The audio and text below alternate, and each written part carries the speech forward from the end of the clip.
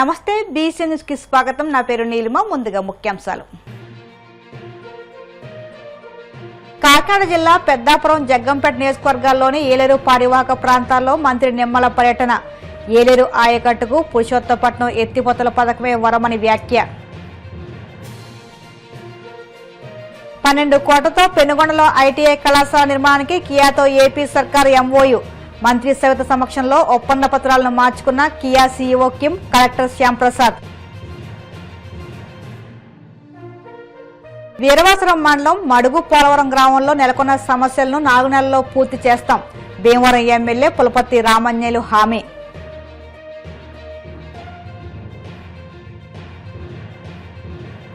తాడేపల్లిగూడెం నియోజకవర్గ అభివృద్ధికి ముఖ్య గ్రామ రహదారుల నిర్మాణానికి నిధులు ఇవ్వండి. సీఎం చంద్రబాబును కోరిన ఎమ్మెల్యే బొలిశెట్టి శ్రీనివాస్.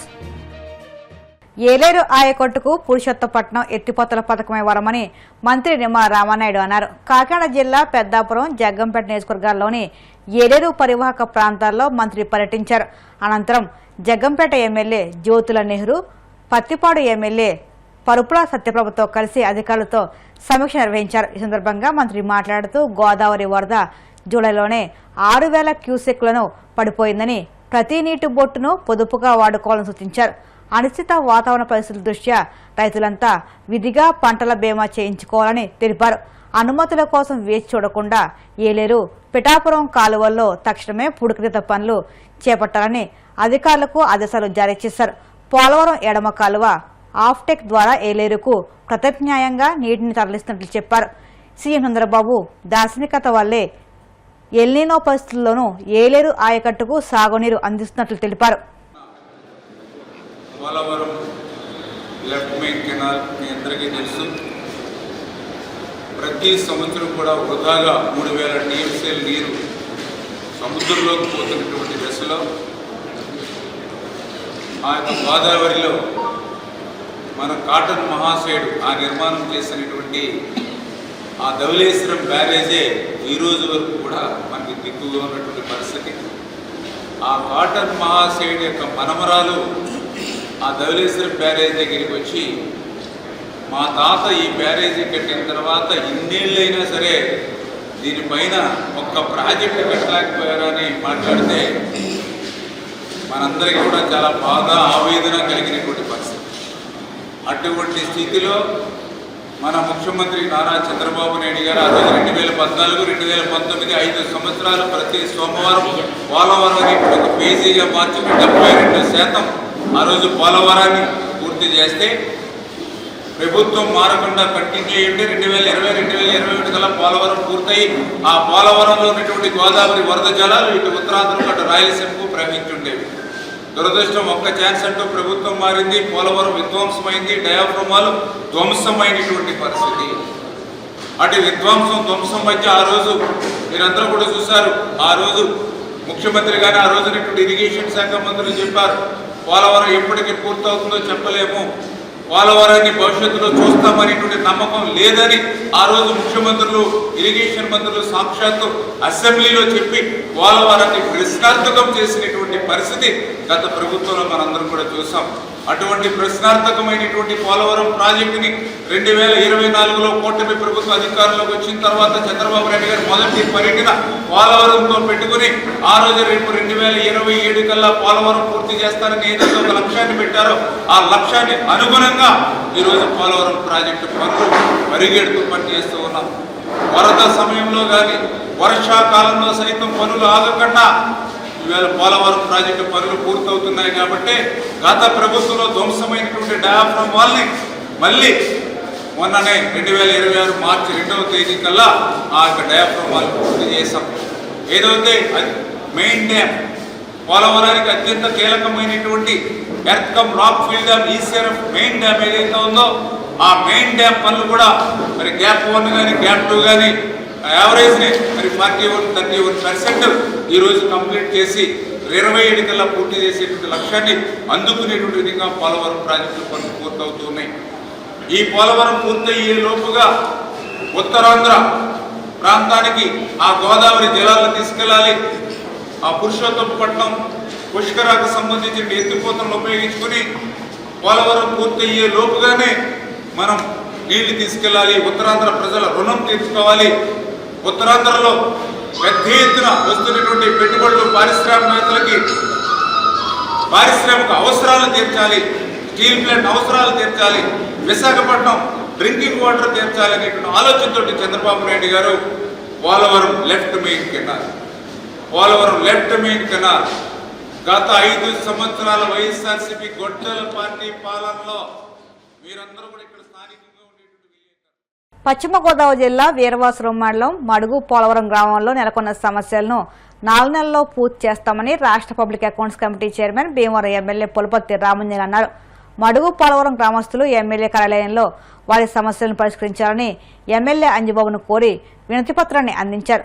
మంచినీటి, రోడ్లు, విద్యుత్ వంటి తదితర సమస్యలను ఎమ్మెల్యే దృష్టికి తీసుకుని వచ్చారు. దీనిపై స్పందించిన ఎమ్మెల్యే అంజబాబు మాట్లాడుతూ సోమవారం నాటికి మడుగు పోలవరం గ్రామానికి విద్యుత్ సౌకర్యాన్ని కల్పిస్తామని, 4 నెలల్లో పూర్తి స్థాయిలో మంచినీటి సదుపాయాన్ని కల్పిస్తామని అన్నారు.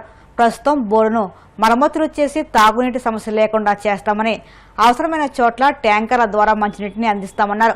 గ్రామంలో డబుల్ రోడ్ వేయడానికి కృషి చేస్తానని, ఈ విషయంపై ఆగస్టులో జరిగే అసెంబ్లీ సమావేశాల్లో మాట్లాడతానన్నారు. పంచాయతీ ఫండ్స్ లేకపోతే మండలంలో డబ్బులు తీసుకుని ఇమీడియట్లీగా నాకు సోమవారం లైట్లు వేసామని చెప్పాలి. మీది బాధ్యత. వీధి లైట్లు అనట్లేదంటే కరెంట్ లేదంటే అక్కడ పోలవరానికి ఏంటి వైపు తెగిపోతే ఇంకెయ్యరా? ఎప్పుడు ఇవాళ ఇమీడియట్లీగా పోలవరంలో ఎన్ని వీధులు ఉన్నాయో, ఎన్ని లైట్లు ఎలగాలో అవన్నీ వేయించు. ఒకవేళ నీ దగ్గర డబ్బు లేకపోతే ఎంపీడీ చెప్తాను, ఆవిడ ఇస్తుంది. నాకు సోమవారం నాటికి అన్ని వీధి లైట్లు ఎలగాలి. అన్ని వీధి లైట్లు చేసి నా దగ్గర సమాధానం చెప్పు.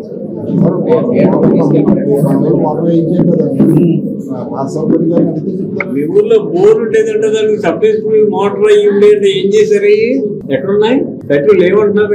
మీ ఊర్లంతా వచ్చారు ఇక్కడికి. ఇప్పుడు ట్యాంకులు మరి ఎందుకు యూజ్ చేయట్లేదు? దాన్ని మోటార్ ఎందుకు ఉపయోగించుకోవచ్చు కదా, ఎందుకు ఉపయోగించట్లేదు? ట్యాంకులు పెట్టేసి సోమవారం నుంచి పంప్ చేసుకుని అలా ఉపయోగించుకుంటారు. ఇప్పుడు ఈ ట్యాంకు చక్కగా పనిచేయట్లేదు కదా. రేపు చూస్తారా పని? మోటార్ ఫిట్టింగ్ చేస్తారా? వచ్చిన వెంటనే ఎందుకు వచ్చారు, ఈ సమస్య ఏంటని చెప్పి వేయగాని క్యాకేజ్ లోపలికి మీ సబ్జెక్ట్ గురించి ఇప్పుడు మాట్లాడారు. చెప్పి వెంటనే మీ దగ్గర రాలేదు.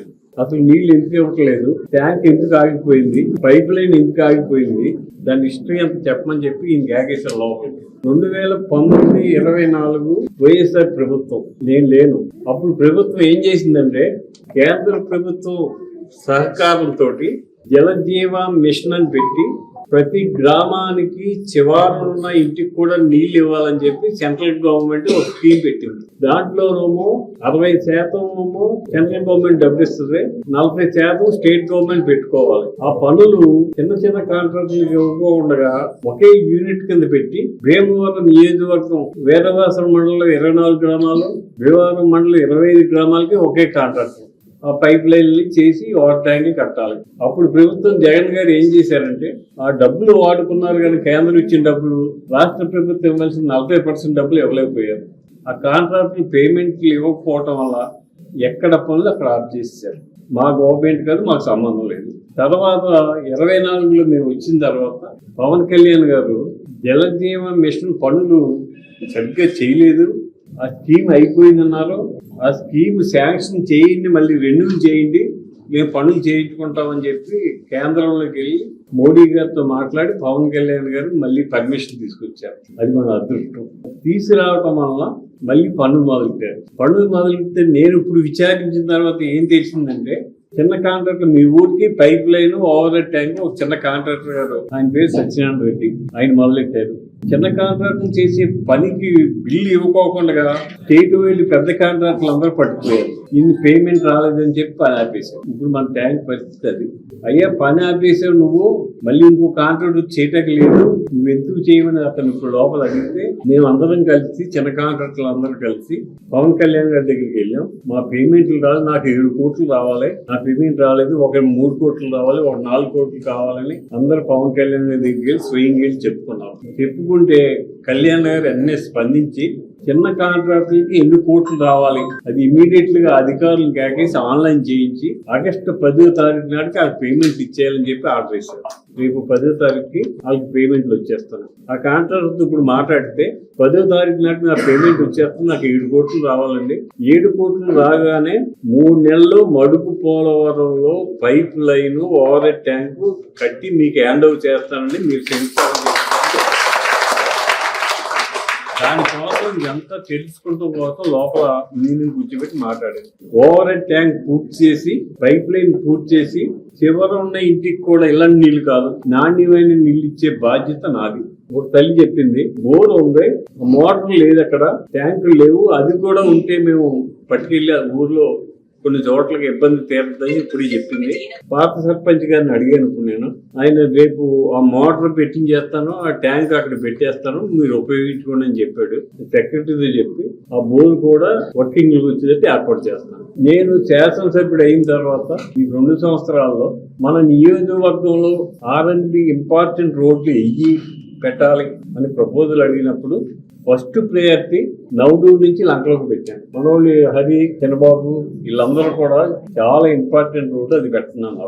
అది ఫస్ట్ ప్రయారిటీలో ఉంది. రేపు నెలలోనూ వచ్చే నెలలోనూ 7-8 రోడ్లు మన నియోజకవర్గంలో ప్రయారిటీలో ఉన్నాయి. దాంట్లో ఫస్ట్ ప్రయారిటీ పెట్టించి మార్చి నాటికి మీ రోడ్డు వీలైతే డబుల్ రోడ్ చేయించి పరిష్కారం చేస్తాను. మీరు చూపించిన ఫోటోలు మీ పిల్లల్ని భుజాల మీద ఎత్తుకెళ్ళి బయటికి తీసుకెళ్లి చూస్తే నాకు చాలా బాధ అనిపించింది. అసలు ఇంతమంది మహిళలు నా దగ్గరికి రావటం అంటే నాకు చాలా బాధ అనిపించింది. అయ్యో ఇంతమంది ఇబ్బంది పడుతున్నారు, నేను ఏమి చేయలేనా అనేంత బాధ ఇందాక నుంచి ఆలోచిస్తున్నాను. ఎట్టి పరిస్థితుల్లో కూడా మార్చి నాటికి రేపు 17వ తారీఖు నుంచి అసెంబ్లీలో ఉంది. నాకు అసెంబ్లీలో మీ రోడ్డు ప్రయారిటీ పట్టుకెళ్లి ముఖ్యమంత్రి గారితో సీఎం చంద్రబాబు గారితో ఎండార్స్ చేయించి అది శాంక్షన్ తీసుకొస్తాను. ఇంకొక సమస్య ఏంటంటే కొంత రోడ్డు ఇప్పుడు చూపించే ఫోటోలు కళ్యాణ్ గారు మొన్నే నియోజకవర్గంలో ఉన్న 15 అడుగులు వెడల్పున్న కొంత రోడ్లన్నీ కూడా లిస్ట్ ఇవ్వండి, NRGS ద్వారా నేను శాంక్షన్ ఇస్తానని చెప్పి ఆయన తెలియజేసిన వెంటనే నియోజకవర్గంలో వీరవాసల మండలం, భీమవరం మండలానికి నేను తెలియజేశాను. అందరూ లిస్టులు ఇచ్చారు. మా ఊర్లో ఇన్ని కిలోమీటర్లు ఇంత వెడల్పు రోడ్డు కావాలి, ఈ పొంత రోడ్డు కావాలని ఇచ్చారు. మీకు కూడా లిస్టులు ఇచ్చారు లేదు నాకు తెలియదు. 2014-19 నేను శాసనసభ్యుడిగా వచ్చినప్పుడు వీరవాసల మండలం 23 గ్రామాలు అన్ని రోడ్లు సిమెంట్ రోడ్లు వేసాను, నేనే వేసాను. దాని తర్వాత ఎవరు మీరు సిమెంట్ రోడ్డు వేయలే, నేను వేసిన రోడ్లే వేయండి.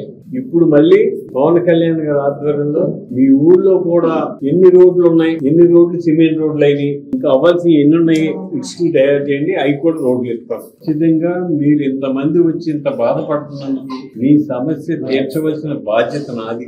ఆ బాధ్యత ఖచ్చితంగా నెరవేరుస్తాను.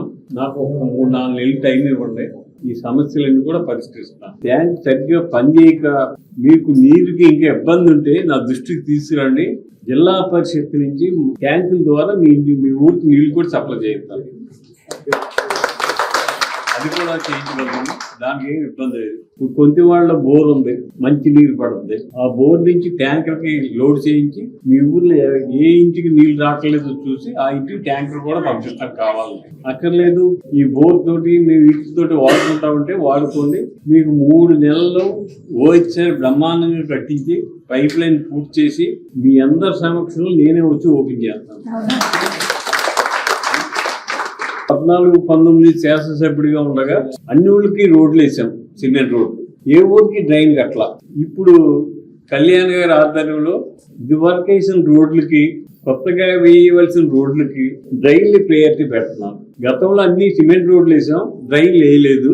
ఇప్పుడు అన్ని డ్రైన్లు కడతాం. 10,000 మెజార్టీతో గెలిచానంటే మీరు అందరూ వేసిన ఓటే నమ్మారు. 68,000 ఓట్ల మెజార్టీ అంటే మామూలు విషయం కాదు. ప్రతి తల్లి నాకు ఓటేసింది. వేసిన రుణాన్ని నేను ఖచ్చితంగా తీర్చుకుంటాను. నేను ఇక్కడ ఆఫీసులో కూర్చొని అలసత్వం చేయను. నేను 24 గంటలు కూడా ఏ గ్రామం ఏంటి, ఏ పరిస్థితి ఏంటి, ఎవరికి పెన్షన్ రాలేదు, ఎవరికి రేషన్ రావట్లేదు, ఎవరికి ఇబ్బంది ఉంది, అయ్యి ఆలోచిస్తాం. వెళ్తారు వస్తారు అలా అంటారు వింటారు తప్ప ఏమి ఉండదు. ఎవరు వచ్చి ఖచ్చితంగా చేస్తారు. సాయంత్రం ఖచ్చితంగా మార్పు వస్తుంది, లేకపోతే ఏముండదని నేను నిజంగా ఛాలెంజ్ చేసే వచ్చానండి. ప్రతి నాయకులు వస్తారు వస్తారు అలా ఓట్లకు వచ్చినప్పుడు అడుగుతారు. ఇంకా తర్వాత మనం ఎవరం కనపడం 5 సంవత్సరాల వరకు ఎవరం కనపడం ఓట్లకి మట్టికి తిరుగుతారన్నారు. కాదు, ఖచ్చితంగా చేసి చూపిస్తారన్నారు. నిజంగా మీరు ఖచ్చితంగా చేసి చూపిస్తాను. మేము వచ్చిన మీరు రావక్కర్లేదండి. మీరు ఎక్కడ ఉండండి, మేమే తిరుగుతామండి. మీరు రావక్కర్లేదు. మీకు చాలా రుణపడి ఉంటాం సార్ నిజంగా. ఇప్పుడు కాసేపు ప్రకటనలు.